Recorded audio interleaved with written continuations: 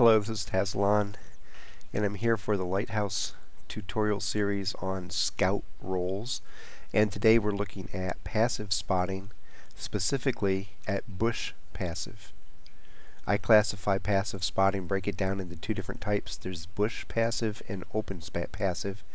In bush passive, you're using bushes or trees to provide environmental concealment that you're basically hiding behind so you can see the enemy and they can't see you back, even if they're fairly close to you. In open passive, you're just sitting out in the open using your superior view range to be able to spot the enemy before they can spot you. And in either case, passive, in a lot of people's mind, passive means you don't move, which is really, it's kind of a misnomer, but everybody uses the term passive in World of Tanks, so you'll never get anybody to change. Really, to me, passive means hidden spotting. You're hitting either by distance or by trees or bushes or whatever, as opposed to active spotting where you're out running around, you're actually in the enemy view and just relying on mobility not to get seen. So whenever you hear passive spotting, don't think I'm just sitting there not moving. Think I'm hidden. Passive equals hidden. Okay, be it by environmental concealment or distance.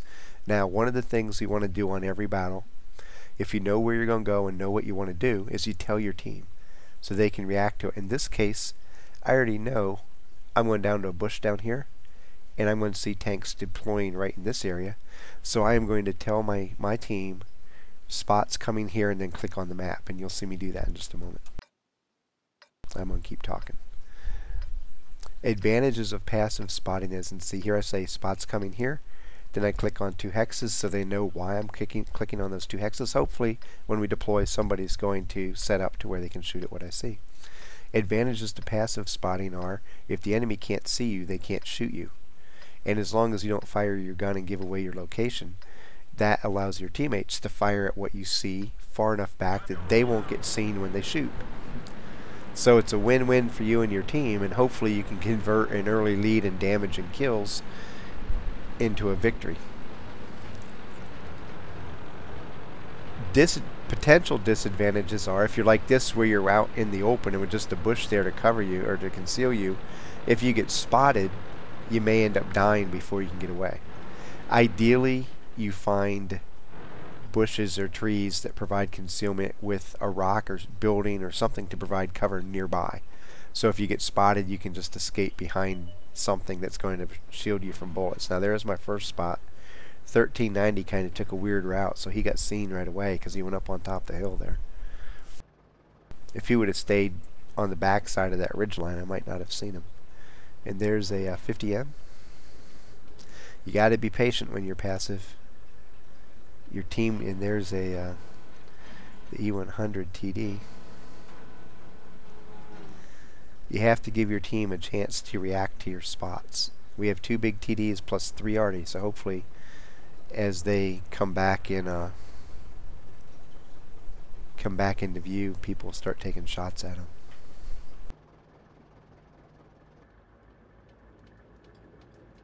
Just a game of patience right now.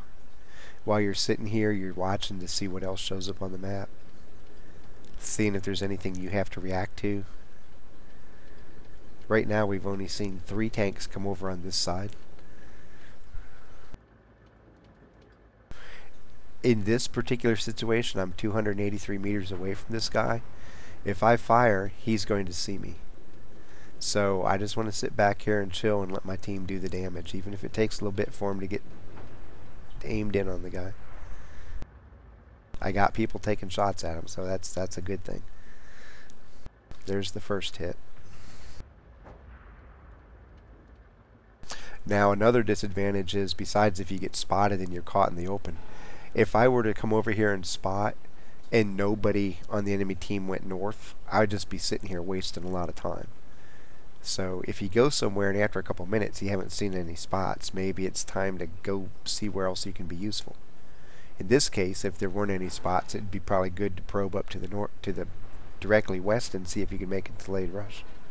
But right now I'm getting damage from my spot, so I'll just keep going. Now the guy's tracked.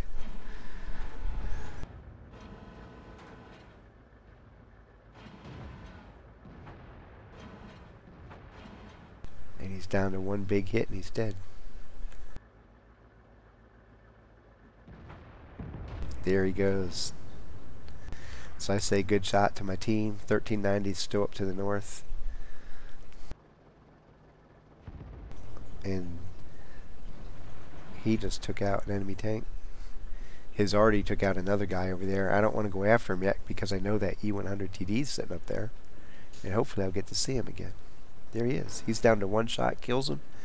Now, I'm going to take that shot. I want him to die now. Look, I was not exposed. He died without knowing what hit him. And now the 1375 and I are going to go pick on that 1390.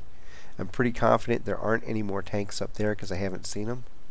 1375 is moving in position to rush over there. So I'm going to go on over there and help him out. In this fight, I ended up with over 4,300 points of spotting damage. We went on to a victory. From here on out, it just turned into active spotting and search and destroy. So next, we're going to look at another classic passive spot, this time on Lakeville, and again in my M41 Bulldog, but this time I'm going to show you that you're allowed to shoot while you passive spot if you're set up to do it. Be right back.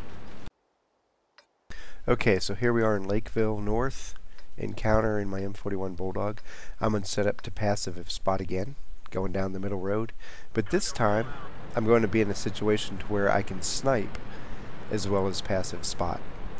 Anytime you can combine 2 or 3 scout rolls together, you greatly increase your value to your team. And a lot of people say you should never fire a weapon while you're passive spotting. That's a bunch of bullshit. If you're in a situation where you can fire and not get seen, fire every round you have if you can. Inflict as much damage on the enemy while you can get away with it. Now you have to be careful in this particular case. Enemy coming up into this area can expose you if you fire, but as long as you don't see him, go for it. You got a nice big rock to quick run around behind if you get spotted. I'm not shooting at the T95. I'm going to try to shoot at the heavies because I got nice flank shots on them. I'll be able to actually hurt them. So I'm going to be doing damage, and I'm allowing my teammates to use my spots to inflict more damage. Win-win for everybody on our team.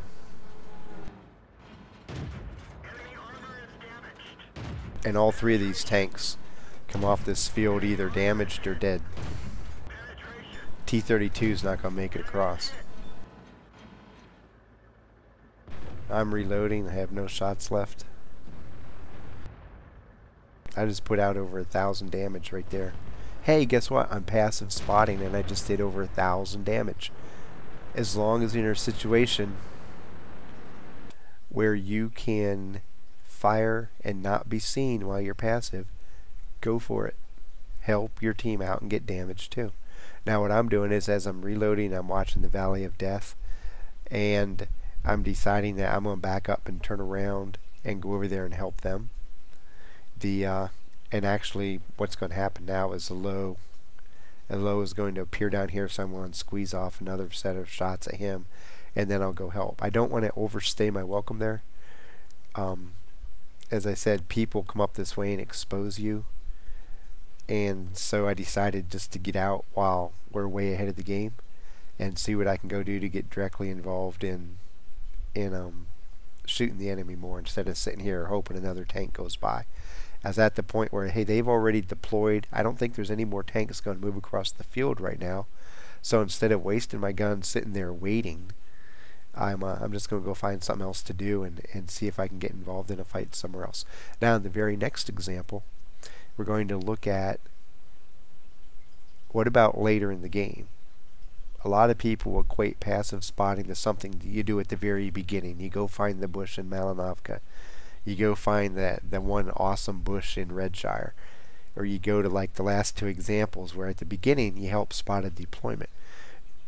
But then they forget, and at any time in the game when you're running around the map, you can grab a bush and set up and spot for your team. And the next example is going to be later in the game in Fisherman's Bay, and I think I'm in my VK 2801. Okay, here we are in Fisherman's Bay. I'm in my VK 2801. my beat up VK 2801. I only have 18 hit points left. I've been doing mostly half-court scouting on the north side of the map and a little bit of passive down here, but we're in a situation where they have 2 tanks left. I know the IS-3 is in these bushes over here, and I believe the M10 is somewhere in this area. I'm not certain where, but I've seen both these tanks already in the battle, and that's where they were. Our advantage is not quite as big as it looks because our T-29 announced as soon as the battle started that he was eating lunch and he would not be playing. So he's been camping up there doing nothing the whole game. Somebody approached him once and apparently he put down his sandwich long enough to fire off a round and kill him, but he hasn't moved down to help us at all. All of our other tanks are kind of beat up, and so we have to approach this carefully. If we just all charge in, there's a chance we could actually end up losing the fight. I could go in and just go screaming by and hope I light them up, but I can't afford to take a hit. Can't even afford to get splashed. So what I'm planning on doing is using this bush and then coming down around here and going into these rows of bushes and hopefully move through them and be able to see the enemy before they can see me, and just provide passive spots for my team that's set up pretty well to fire if I see anything. Anytime, even in the middle or latter stages of the battle, you can provide passive spots for your team and they get to shoot at tanks in safety, you're helping win the battle, because if you can, the more damage you cause at no risk for your team, the easier you get to a win. Now right now I'm watching how far away I am from that tank, 78 meters. I'm cool for another 29 meters. Because at 50 meters he still won't proxy me. At 49 meters then he spots me. So as long as he stays more than 49 meters away, I'm good. I see our Type 59 circling in from the back, and so I don't know if he's going to pop up and shoot him, if my arty is going to take him out, or if now the T-29 is actually moving up to help. It looks like somebody's going to end up taking this guy out, and then I'll try to find the IS-3. There he goes. Already got him. Just a matter of being patient. Now I think the 59 seeing the IS-3, I'm going to move up and he dies. But there you see an example of, I wasn't passive spotting, but I saw the opportunity to use passive spotting to help my team, so I switch into that mode, light up the N10, and just sit there and wait. As long as I'm not seen, I can sit there and wait, and eventually somebody on my team is going to take the guy out, which they did. It's something you should be aware of constantly as you run around the battlefield. I know there's not as many maps left where you can get those big passive spotting missions at the beginning of a battle, but that doesn't mean passive spotting's dead. If you remain aware of the opportunities that present themselves during the course of the battle, you'll find a lot of battles that on maps that aren't like, hey, this is a great passive map, to where you can use a tree or you can use a bush and actually set up for a while and let your allies squeeze off 2 or 3 rounds and get 1 or 2 kills, and then you just leave the bush and go back out and go back into whatever other role you want to play. But like I said, anytime you can provide eyes for your team to where they can score damage hits or get kills safely, you're greatly increasing the odds and the chances that you're going to win, because you're taking hit points away from the enemy without losing any for yourself. And you do that enough times in a battle and you end up being the victors. So even if you're on a map that's not passive friendly, look for times that you can still passive for even 10-30 seconds and build up a little bit of a hit point advantage for your team. Now the next video we'll look at in this series will be at open passive, which is where you just don't use concealment at all. You rely on superior view range to provide spots for your teammates. Happy hunting.